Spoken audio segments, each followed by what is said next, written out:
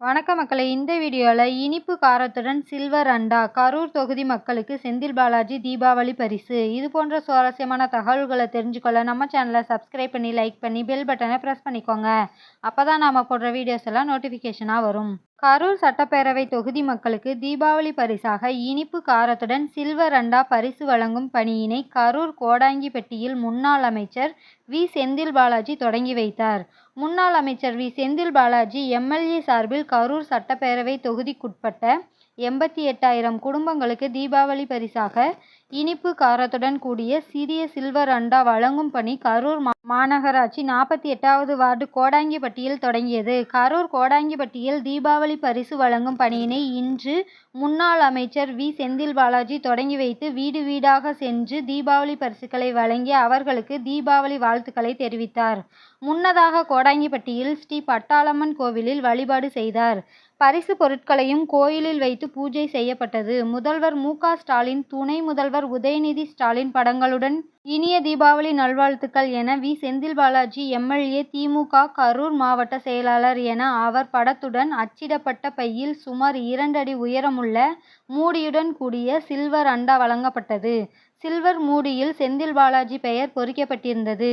அண்டாவினுள் இனிப்பு மற்றும் கார பாக்கெட்டுகள் இருந்தன. துணை மேயர் ப. சரவணன், மாநகராட்சி மண்டல குழு தலைவர்கள் S. P. Kanagaraj, R. S. Raja, Sakthivel, 48வது வார்டு மாமன்ற உறுப்பினர் பழனிசாமி உள்ளிட்டோர் கலந்து கொண்டனர். வி. செந்தில் பாலாஜி செய்தியாளர்களிடம் கூறியதாவது: கரூர் மாவட்டம் கடவூர் பகுதியில் 250 ஏக்கரில் புதிய சிப்காட் அமைக்க அரசு இடம் தேர்வு செய்யப்பட்டுள்ளது. விரைவில் ஒப்புதல் வழங்கப்படும். இப்பகுதியில் தொழிற்சாலைகள் அமைக்க பல்வேறு முன்னெடுப்புகள் மேற்கொள்ளப்பட்டு வருகிறது.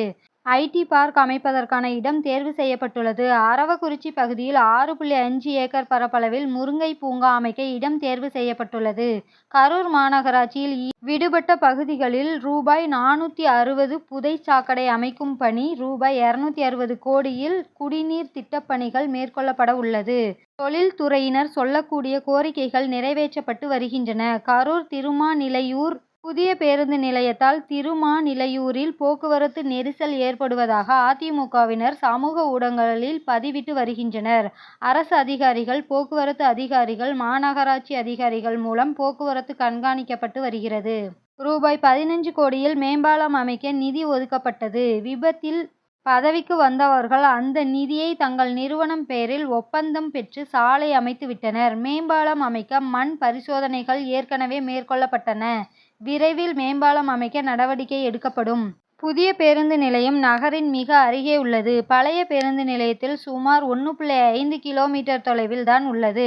மக்கள் எளிதில் வந்து செல்லும் வகையில் அமைந்துள்ளது. அதிமுக ஆட்சியில் 300 ஏக்கருக்கு மேல வாங்கி போட்டு பேருந்து நிலையம் அமைப்பதாக கூறி நிதி ஒதுக்கவில்லை. மாநகராட்சியிடம் நிதி கேட்டனர். திருமாநிலையூரில் ரூபாய் 40 கோடி நிதி ஒதுக்கீடு உச்ச நீதிமன்றம் வரை சென்று உத்தரவு பெற்று சுயநலமின்றி பேருந்து நிலையம் அமைத்துள்ளோம்.